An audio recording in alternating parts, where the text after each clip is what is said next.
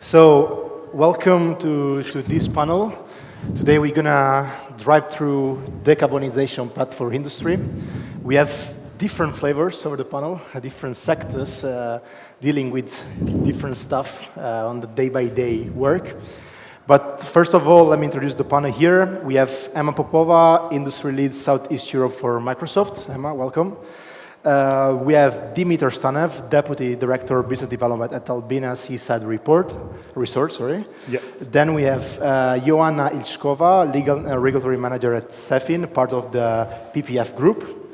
Then we have Nicolas Bitsios, Head of Brussels Office at Mytilineos. Welcome, Nick. And last but not least, Rumen Karamihalev, Managing Director for Eastern Europe at Ovako, steel producer. So, given that we have many different companies here over the panel, I will leave you the floor a bit to introduce yourself and give a bit of taste to what we're going to discuss related to your company today. So, Emma, I will start with you. The floor is yours. Thank you, Stefano. My name is Emma. I'm presenting Microsoft, maybe the only company which is not well known in the energy market, and especially in the area of sustainability.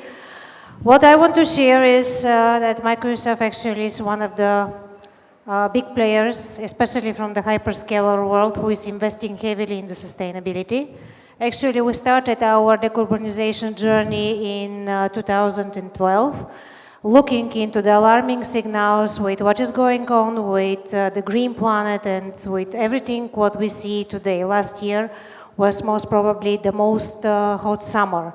And all of us know what are the big losses of the economy coming from the disasters, and everything what we see in the news. Actually, Microsoft has many lines, but we put the sustainability in the core of the business.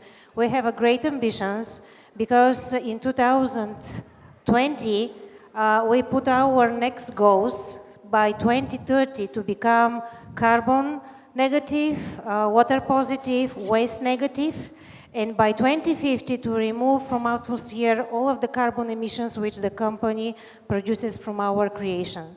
So each and every of our employees is going to the sustainability training. We put that in our conduct through the entire supply chain.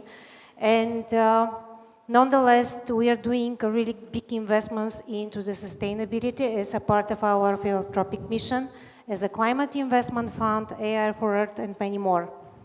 Well, I mean, we heard huge plans for the next years, I'd say, but definitely, Dimitar, also within your business, you're looking for this kind of developments in the next years. So I'll leave you the floor to tell us a bit more about your seaside resort. Thank you, Stefano. Thank you for the invitation, and it's great to be here. I represent Albena. Albena is a seaside resort on the Black Sea coast. We are 40 hotels at one place, and with a big focus on sustainability. We started back in 2006 with a couple of solar thermal stations, and purely with like a financial projects, not like sustainability. Back then there were no such terms like ESG or whatever. It wasn't so cool. So then afterwards we continued with solar thermal, and afterwards we switched to biogas station and photovoltaic. Right now we consume around 25,000 megawatt hours per year, and half of them are locally produced by us. Many people ask me why we do it. It's not only about the finance. We are facing climate change, and we like our climate, and we don't want to change it. It's basically what we sell. We sell vacation with hot water, hot beach, seaside, etc. And we want to keep it the same way. So if it's up to us to protect the climate, yes, we are going forward and we try to do it. Yeah, you mentioned people. I guess we can talk later on about social responsibility a bit. It's an important topic for your company. But let's get there later. Maybe getting to you, Joanna. Tell us a bit more about setting and the next year plans. I'd say what is happening at the moment there. We own and operate one of the biggest electronic communications networks in Bulgaria, and we are offering services to our wholesale partners and our business partners, and of course to Yeto Bulgaria. Together with Yeto, we belong to one and the same group, to the Czech PPF group. I'm here to present you, to give you the flavor of our ESG strategy, and of course the topic that was mentioned so many times, and it is the focus of today's discussions. One real life example of PPA working in Bulgaria, though the solar PV is still under construction. We're expecting any moment to have it on air. Yeah, I mean, we heard this word many times in the last weeks and months, I'd say, the word PPA. Nick, your company is operating a lot in this sector, but not only. So, Mytilineos, there you go. Your words, please. Yeah, thanks, Stefano. First thing to say is incredible how much this event has grown since last year when I was here. So big well done to all of the organizing team for that. It's really great to see. For those of you who don't know me, there are plenty of familiar faces in the audience. My name is Nick Bitsios, and I work for the Greek company Mytilineos, as Stefano just mentioned. Now, I always struggle to explain exactly what we do because it's a lot of things, a lot of very different things as well. We do actually develop renewable and storage projects all across the world. So if anyone's interested in hearing more about that, we have my colleague Massimo, and the local team is in the audience today, happy to connect you. We have quite a big project pipeline in Bulgaria as well. But today I'm going to be talking about something else that we do, which is I think more relevant to this particular discussion, which is the production of primary aluminium. And some of you might know that producing aluminium is an incredibly electro-intensive process. We consume around 3 terawatt hours of electricity each year. That's at a single consumption point. It's about 6% of the electricity in the entire country of Greece. So based on that, I think you can quite easily understand that decarbonizing our process, that's primarily an issue of decarbonizing the electricity supply. The carbon footprint of producing aluminium can range anywhere between around 2 tons of CO2 per ton of aluminium, all the way up to 20 if you're consuming electricity from coal or lignite power. So, I mean, that's a massive difference. It's a tenfold difference, which is why it's so important to make sure that we are consuming clean electricity. That is a big challenge, of course, firstly because of the scale of our consumption. Secondly, because we are very sensitive to electricity prices.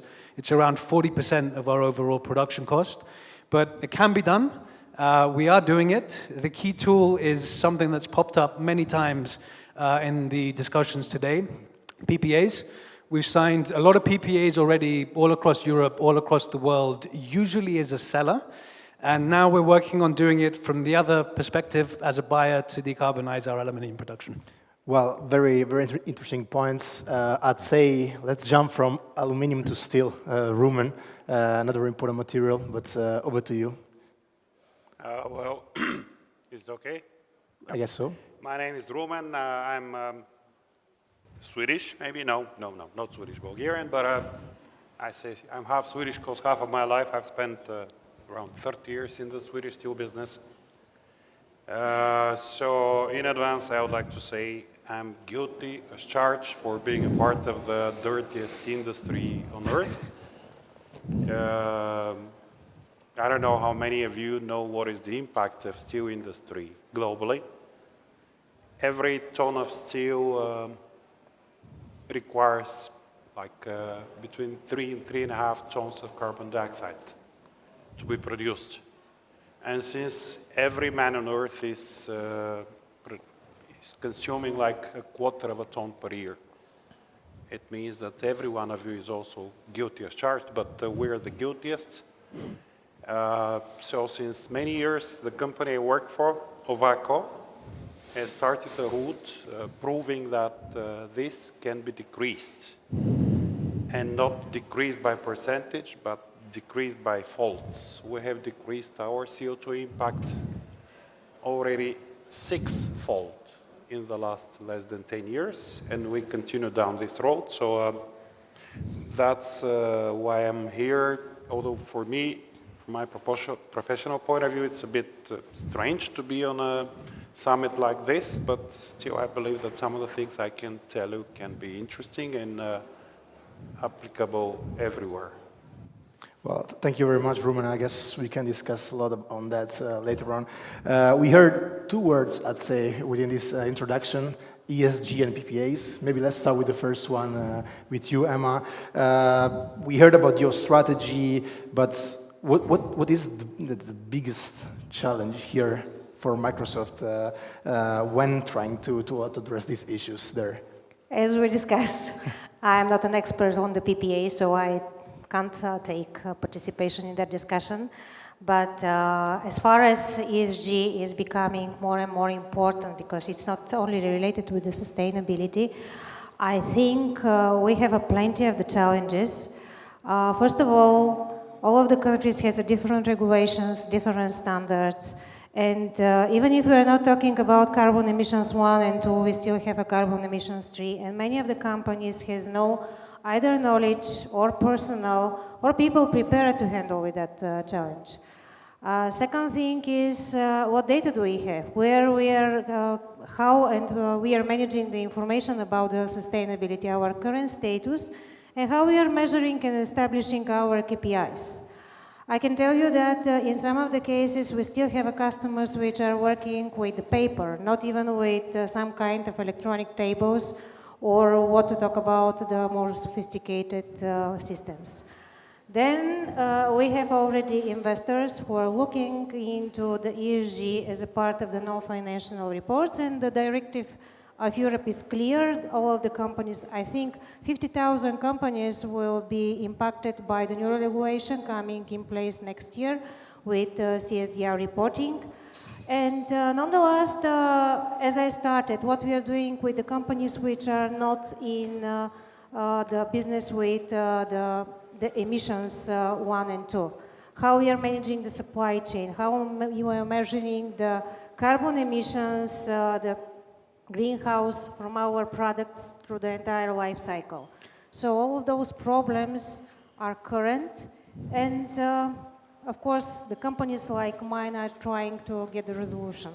Yeah, I mean, just maybe complementing there, how we can help these sort of customers that you mentioned achieving this sustainability targets together with you, of course, since they're a customer, but how can we get there? The interesting part is that 65% of the CEOs, this is a statistic, are looking in the same way to achieve the sustainability goals while they are reducing their overall cost. And this is coming with the digital. Actually, even the digital index is a good evidence for that. As more digital is the country, the more greener, the more innovative, and the more economically efficient it is. And this is the place where my company is trying really to be a good partner. I'll call it a partner, because through the digital technologies, we can achieve and we can have a speed of reducing the carbon emissions in the way how the world never seen. And this is especially with the data usage. As an example, one of our customers is Coca-Cola. Their goal is by 2040 to become carbon negative, and what we are doing is simply gathering their data generated from the processes, re-establishing this process with well-known digital twins, and then looking about the anomalies, how these machines are working, where we can reduce the electricity. All these things is coming with the possibility of the digital. It's about the data, it's about how we are using this data, how we are correlating, but nonetheless how we are automating. And this is coming also with the automatization of the entire supply chain. Yeah, that's very interesting to hear. I mean, it covers not only your company operation, but also the partners, as you mentioned. So ESG, it's on that purpose, going on the social side, very strongly putting the pieces all together there. Joanna, PPF strategy on the ESG side, how it links also to the PPA topic somehow. So over to you on this topic. It's great that Emma was so detailed on how important is ESG. It's the same in our group.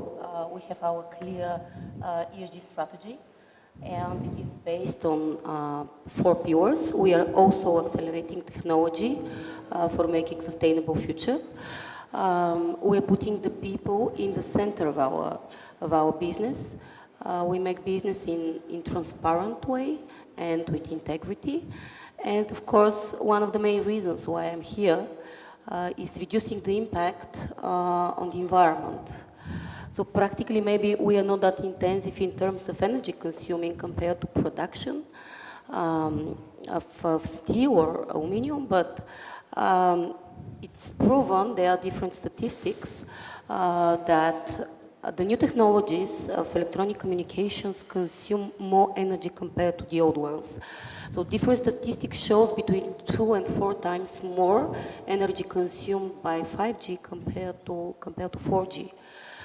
So in the time of massive deployment of 5G in Bulgaria, it was the right time to think about having, together with other initiatives we are undertaking in the last years on energy efficiency, installing our own solar facilities on our data centers, which are the most energy consuming compared to the other parts of the network. Having in place something like PPA was really good, a huge step on our way of decarbonization. So it came at a time when the PPAs, and it was mentioned during the previous panels that PPAs in Bulgaria are not that popular. I mean, we are lagging behind compared to Europe, but it's visible that we make our steps in this one. Our PPA is long-term. It's something new. It was something new for the organization and for the group. And it's not by chance that we were looking for a good partner we know, someone who is reputable, sustainable, someone we can rely on. It's not by chance that we choose Electroholt. So they are our counterparty to this PPA. It's a 10 years PPA. And what is important for it is that it's going to cover the consumption of our own infrastructure sites, all of them, which is something huge for us. The power is going to be provided by a solar plant close to Sofia on the south, in Miriello Mountains. It is one of the biggest, if not the biggest project in that market. We expect to be on air any moment and to congratulate ourselves with having green energy very, very soon. That's an interesting point. I mean, when you mentioned the stability of investment, somehow that is directly linked to then the regulatory stability, of course, because if you want to sign a PPA, you need also a stable regulatory environment in each country. Maybe jumping on this point to you, Nick, how does it impact the regulatory stability on the PPA topic? Of course, signing PPAs cross borders in the different countries, and maybe pitching a bit on the PPA markets where you're operating in and your experience there. Yep, it's huge. And I think there's 2 main reasons why we need to ensure this. We've spoken a lot about the benefits that PPAs bring in terms of decarbonizing the consumption that all of us sitting here have in terms of electricity. But I think increasingly it's becoming clear that PPAs can and should be a big part of the solution to help all of our industries get through this massive energy crisis that we've been seeing over the past 18 months, 2 years. And on this, I say that because we have big discussions going on. I should preface that actually. The industry in Europe, and this has to be very clear, is dying. You know, I come from the aluminium sector. Over the past 18 months, I've lost a lot of my colleagues. 50% of aluminium production in Europe is gone. It might never come back if we can't lower the prices. I know a lot of other sectors have been hit hard as well. Steel sector is one of them, fertilizers. Just about every metal sector has seen a huge decrease. So we need to make this an absolute priority, saving our industries. And if we can do it with renewable PPAs, then you have a win-win situation. Now, on the one hand, you're saving these industries that are producing all of these goods that we need in our everyday lives, providing millions of jobs across Europe. And on the other hand, we're actively contributing towards the energy transition by driving all of these investments in renewables. And right now, as was touched upon in a couple of the previous discussions, there's a big debate or big discussion going on in Brussels about reforming the electricity market that we have in Europe. And there's a big focus on PPAs and how we can maximize their benefits for consumers to decarbonize their supply and also to help to ensure this viable electricity price that can help us to continue operating. And on this, I think there are two main points that we would like to flag, that we would like to see coming out of these discussions. The first one is that we really need regulatory certainty, as you touched upon, Stefano, in your question. Over the past sort of 18 months, we've been seeing a lot of emergency measures being implemented in the electricity markets in Europe. It was done by government, trying to support the consumers who have been really struggling with these incredible prices that we've been seeing in the market. But the measures have also been creating some very significant problems in the proper functioning of our electricity market. It's distorting them. You've had companies are struggling now. It's making it much harder to proceed with the new investments we need in all of these new generation capacities. And even from a consumer's perspective, it's making it incredibly difficult to sign PPAs, sometimes even impossible to sign a PPA because of the impact of these caps. So we need that certainty, and we hope that they will be achieved as a result of these negotiations. Second point that I'd like to flag is we need to go and look at the barriers that still exist to signing PPAs and find ways that we can overcome them. The barriers, I would say, differ quite a bit from different categories of consumers. From an electro-intensive consumer's perspective, the biggest one that we see is the need to match the variable renewable production to our baseload consumption. You need to shape the electricity, and that creates additional costs and very significant risks as well that are making it's probably the key reason why we haven't seen more PPAs being signed by big industrial consumers. So in Greece, we've developed a scheme to try to de-risk this. It's called the Green Pool, and we hope that when it comes into operation, it's planned for the start of next year. About 4 gigawatts of new RES capacity will come online as a result of this, financed by PPAs from industry. To put that into context, Greece right now has about 10 gigawatts installed, so that's a massive increase. And as I said before, it's a win-win. You help to decarbonize the system, and we help our industries live to fight another day. So if we can come up with smart schemes, help overcome the barriers, I think that's a win-win all around. Yeah, that's you mentioned decarbonization, of course, then that's the final goal for many industrial stakeholders. Rumen, I'll go straight to these points on decarbonization. Is it possible to achieve carbon neutrality by 2050 for the steel industry? 2050? Yeah. I think from our point of view, you're joking, because we're carbon neutral now. It might be a bit shocking for a steel producer to be a carbon neutral now. I mean, I can talk on this topic for about half an hour, extremely brief. But if I have a couple of minutes, I can try to explain how this can happen. I mean, that's the dirtiest single industry on the planet. That is responsible for around 7 billion tons of carbon dioxide per year. Roughly, what is melting iron? You put some coke, you put some iron ore, then you can put coke, you heat it to above 1,000 degrees centigrade, and then everything starts melting, carbon goes out, and in the middle of this pot, you get melted iron. This is how it has been done since thousands of years, and this is how it has been done until half a century ago, with a hell of a lot of carbon dioxide. Then about half a century ago, there was a new method developed. Instead of putting coke into iron ore, you could try to melt it with electrodes made of coke. That's substantially less carbon. And then later on, the technology was developed. Instead of using iron ore, you can use recycled steel. That is even cheaper, and that's where we started from like 10, 15 years ago in Ovako. And for us, there were several main steps on this way. The first one was to be as much recyclable as possible, which means on the inlet to buy only scrap.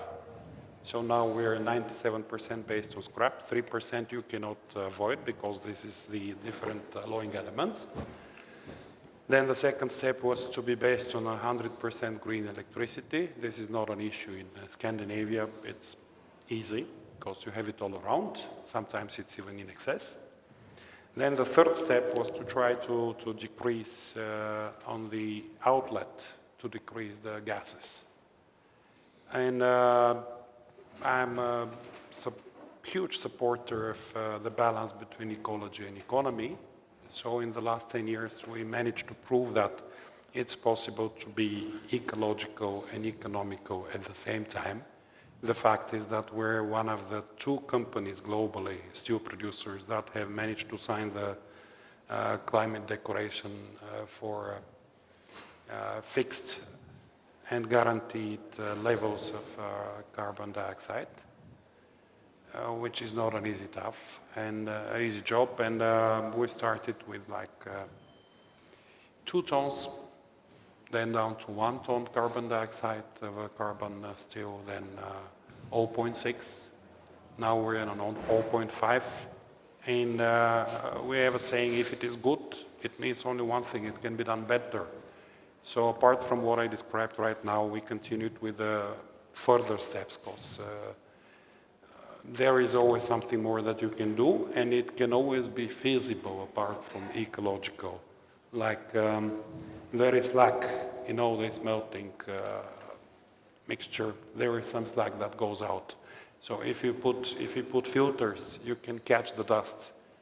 If you treat, you do not just throw away the slag, but you rework it. And out of this slag, and we're a small producer, like 700,000 tons per year, compared to 2 billion tons of total iron production globally. But out of this slag that we're using, we're getting like 8,000 tons of sideboard, which is used in asphalt. So it's again money instead of being thrown away. Then the flue gases, out of them we're getting 6,000 ton per year, different ferro alloys and zinc. We're also getting 9,000 tons per year of different other chemicals, which is of course money that are not thrown in the wind. Energy, we have a lot of excess energy in the process, in the different stages while cooling down the iron. So we've managed to utilize it and to deliver the heat to the local communities. Right now it's something like 30 million kilowatt hour per year. That's something like 2,000 households. Sorting, of course, that's understandable. We're working now hard on a process, on changing the production processes, using, instead of technical gases and LPG and natural gas in different forms, using hydrogen, which is quite clean and there is no carbon inside. It's tough, but it works. So right now we're buying like 5% offsets, being involved in different eco initiatives. But middle of this year, we're completing a plant. We're starting a green hydrogen plant together with Volvo, a couple of Swedish and Japanese companies on one of our locations, where we're going to produce clean hydrogen with green electricity. Some of it we're going to use ourselves. The other part will go to the Volvo trucks with the fuel cells that are walking around Scandinavia. That's only with the completion of the first truck, we're going to be, in reality, we're going to be carbon neutral. And completing the second hydrogen plant next year, next summer, we're going to be carbon negative. And that's not all. We continue working on delivering, because the method that I showed you, that I described you, I didn't show anything, with the coking electrodes, it's applicable only if you have scrap, if you start from scrap. If you start from iron, that's much tougher and much more dirty. But there is already a technology that allows to produce, to melt iron ore, not with coke, but with biogases, delivered from biomass. So we have started again together with a consortium of a couple of Swedish companies. We have started building a production site on one of our locations. And in 2 years from now, we're going to produce 10 kiloton of sponge iron. That's directly reduced iron, which will have 3 to 4 times lower carbon CO2 production. And that's from iron ore, which is traditionally extremely dirty process. Which means that the 3/4 of the steel production in the world that is based on iron ore, in 2 years from now we have an example. This is how it can be done. It is feasible, it's even cheaper, and it's 3 times lower. Divide 7 billion tons of CO2 divided by 3. So in the course of around a decade, because it's easy to be made within a decade for the whole steel industry globally, it would mean a reduction like 5 billion tons. So we in steel business, we're thinking in other numbers, other scales. So we're talking about 5 billion tons, and it's possible. We're proving this on our small scale, 1 million ton of iron, but it's possible to be done the same for like 2 billion tons per year. Yeah, I would definitely say that you have a plan to reach carbon neutrality before 2050, hearing all these things. But we heard a lot from the industry, but getting back then to the people, as we pitched in the beginning of the introduction, I mentioned the social responsibility. I guess, Dimitar, for your company, it's a crucial point to pursue and also create a sort of involvement of the community within the processes you have. It's quite important. I'll let you elaborate on that, on how you're dealing with it. Yes, you're absolutely right. Social responsibility is extremely important in our sector. We work with a lot of people and we sell to a lot of people. So we are trying to make the balance between the interest of the workers, the employees, between the interest of the company and the society itself. So this is one perspective.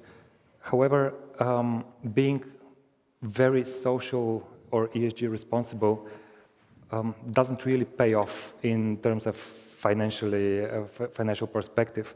Yes, in our case, we have very good benefits because the people are understanding why we do it and they are trying to support it, but their contribution is not so great and it's not enough to cover all the expenses we have invested in. And this was actually one of my questions to Rumen, actually, if in Scandinavia, does it really pay off to be carbon neutral or carbon negative, or is it more covers the marketing perspective? Since I'm a business guy, I can tell you only one thing.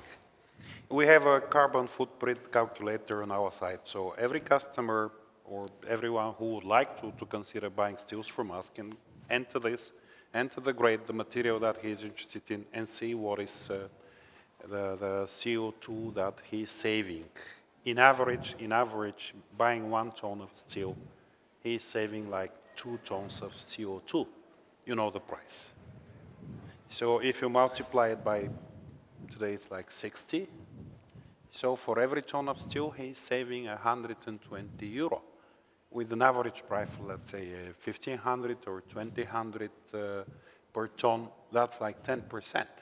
So buying green steel, certified green steel, he's saving already 10% from the very beginning. So that's why, because we're delivering a lot in automotive, in special industries, and we're working with customers like all the big automotive guys, and delivering different steels for shafts, for trains also, for windmills. So in automotive, it's extremely important. And they are paying a hell of a lot of money on taxes, on green taxes. That's why we're working a lot with them, and they're more and more interested to work with this type of companies, because they get the result right now, 10% saving. Yes, the steel is 5% more expensive, but then you save 10%, and it's easy to calculate. Yeah, I mean, then there is also this component of like getting employees on board also with your processes and how to feel that involved in the process you have at the industrial level, because of course you have industrial process, but still we need people there to get involved in this field. Maybe on this point, Emma, we know that there is a huge need of workforce to reach this climate to make more efficient this climate transition. So my question is, do we have enough skilled workforce in order to do so? Because it's then different than the normal point I made before. So I'll leave it to you. Thank you for the question. This is my favorite question, being a part of the company who is doing also that kind of skilling as a mission. And I think this could be very interesting for the colleagues who are struggling with having the people taking that idea for ESG and be more greener, more safer for the planet. What Microsoft started doing together with our digital skilling initiative, which was announced exactly when COVID came, and when we realized that there is a special need of the world to adopt very fast digital. In the same way, we established that sustainability skilling initiative. Initially, first, our internal resources have been onboarded. Personally, I went into the trainings. I am a champ for the Central and Eastern Europe as a sustainability, but then we decided to open what we gathered as a materials, as a journey, as a skilling, and now it is available on our official websites. You can find our sustainability trainings on LinkedIn. You can find also in the Microsoft Learning Portal the sustainability trainings, but this is just the beginning. All of the trainings, all of the available materials are free of charge. Everyone who wants to be trained on Microsoft Cloud of Sustainability, on the certain technologies which can achieve that carbon emission goals, water goals, waste goals, are available there. Together with that, we are trying to be more useful as a partner, establishing a kind of the white papers, a kind of program which every of the customer can take and adopt it as, recognize it as their own journey achieving the sustainability. So feel free to use all of the available resources. It's very easy to get to the LinkedIn. I'm sure all of us are somehow using it as a platform, just to look around those trainings. And on the last, what is really great, and I'm really proud to be a part of that company, our Climate Innovation Fund is around 1 billion, and we are investing in many companies who want to deal with the climate changes. Everyone who has a startup who wants to adopt the new technologies and to establish a new way how we can achieve more with that is welcome to apply, and many other of these initiatives applicable. Well, I would say that these are a lot already. So I think that we can always do more, but it's a very good starting point in our world and in many countries, of course. Maybe I'll quickly open the floor for questions from the audience, if you have any. So are there any questions? Thank you for this very interesting panel. Maybe one question to Nick about this green pool that he mentioned. Can you maybe say a couple of words about it? So how did you set it up? Who is inside? And maybe also to Rumen, I mean, you said that basically you're showing on a smaller scale what's achievable on the big scale. And this is great, but I wasn't really sure if what's achievable, let's say in the next 10 years, is also when you do without scrap, so basically using the iron ore. And also, I mean, are you using also for operations outside of your headquarter, corporate PPAs, because obviously in Scandinavia it's easier. So a lot of hydro. Sure. Starting? So, Please go ahead. sorry, Stefano. So the green pool, the idea behind it is really to reap the benefits that you have from the complementarity that exists in the production profiles of wind and solar. So it's an aggregation model. You have all of the industrial players in Greece will be eligible. All larger consumers of electricity will be eligible, data centers as well. And the idea is that the consumers come along and sign PPAs, pay as produced, as you would on market terms. The details behind these PPAs, the price and stuff like that remain confidential. But what we do is we enter all of these together into a pool. And it's an aggregator model. You have an aggregator that we call the green pool operator. Not the most original name, but there you go. And what happens is that already, because of this aggregation that exists, we're going to have some sun in there, some wind in there, dispersed locations as well. Already from that complementarity, you really help to flatten out the production profile of the participating units. The remaining, the shaping exercise is then undertaken by the aggregator, and they supply this electricity through to the consumers. They take on the shaping cost. There is a small subsidy there, but part of the cost is also passed on to the consumers in order to make sure that we retain that cost signal to invest in what we can do as well to optimize our consumption profile as best as possible with these production profiles of the renewables. So that could include something we're looking at, building an on-site battery, so we can use that as a form of demand response.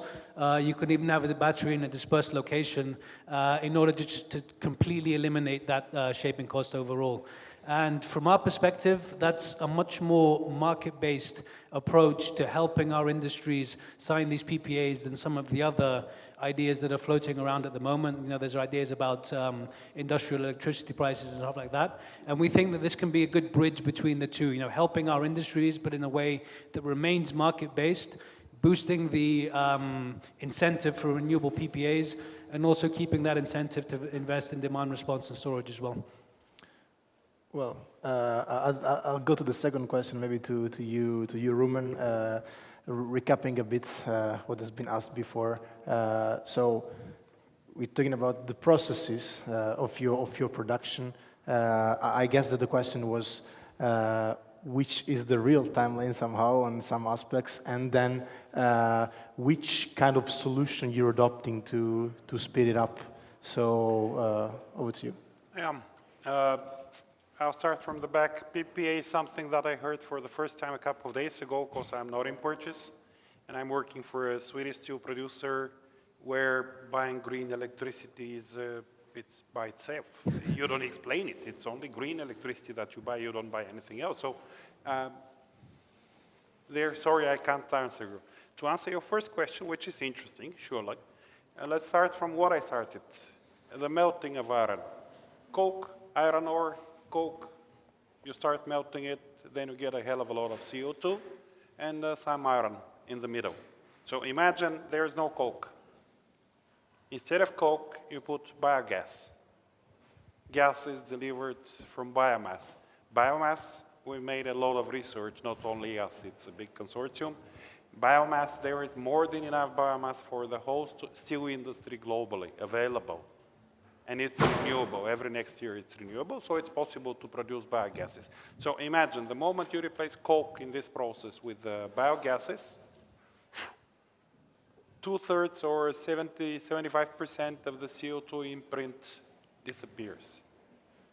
And for this, you don't need a huge change of the existing technology, because right now I mentioned already 3/4 of the steel production is based on blasting furnaces with coke, iron ore, and coke, which is also cheaper.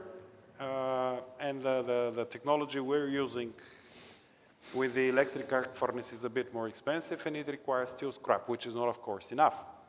So this new technology with biomass instead of coal, it's applicable, and that's why we've decided to build a small trial plant.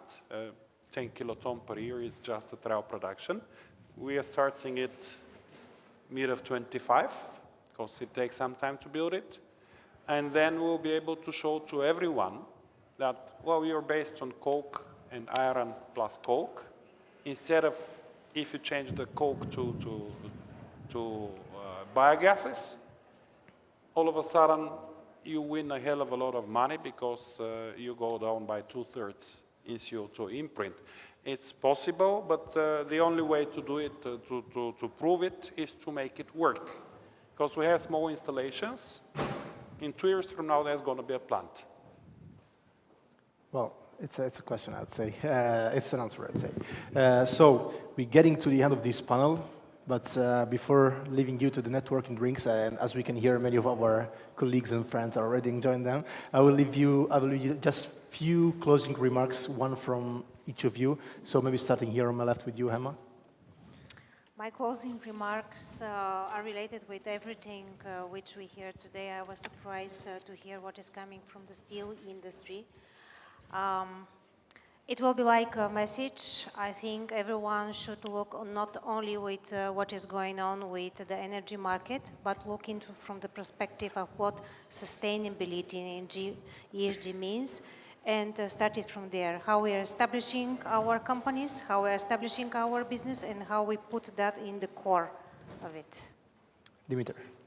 Yes, I completely agree what was today and previously said. So when we consume something, we definitely need to know the true cost of the goods we consume. So yeah, if it's sustainable, if you really pay the price now, or you will pay it later. Joanna? Maybe we gave a lot of examples how we can practically use green energy. And we are all working for money. This was a good example in the steel industry. But what I would like to send a message to all of us, let's make it in this sustainable way that most of us started, following our ESG strategies and follow the way of doing sustainable business. Nick? Implementation. I think in Brussels, in Europe, over the past few years, we've spent a lot of time setting some very, very ambitious climate targets, some very ambitious renewable energy targets as well. This is something, it's a transition that needs to happen. I still think of myself as quite young. You know, I still plan to be around by 2050 and beyond. And you know, none of us want to live in a hellhole of a world. And that goes on the climate side of things, environmental as well, that often gets overlooked in these discussions. So I think that forums like this, where we have discussions between all of the various stakeholders, the resource platform is doing some incredible work, you know, bringing two sides of the PPA thing today. The discussions and the panels we had today were even broader than that. You know, we had the financing side of things. Really interesting to hear their point of view as well. And that's how we progress, bring everyone together, talking about what we need to do in order to get to where we want to get to. So let's keep doing it, and I'm sure we'll get there. And last but not least, Rumen. Since I'm a bit older, I don't have the patience to wait till 2050. So that's why I've decided, maybe inspired by the company I'm working for, I've decided to start applying the same approach in my private life. So first, I'm proud of working for a carbon neutral company that is even going further beyond this. Second, short time ago, I moved to a house that I built myself, not myself, but I invested into this, a wooden house that's carbon neutral. I'm driving an EV that is already, after 1 year of driving, it's already carbon neutral. All of them are cheaper. The house is cheaper than the standard brick house. The car is cheaper. If you calculate the LCOE over 2 years, after 2 years, it's already cheaper than an IC car. So all of this is possible. Technology is here. You guys, okay, the future is in front of you. I'm retiring soon, but I'll continue trying to work in this direction. So I wish you all good luck with this. It's here. Technology is here. And the future is not after 10 years or 2050. It's here. It's now. So let's thank the panel with a round of applause, I'd say.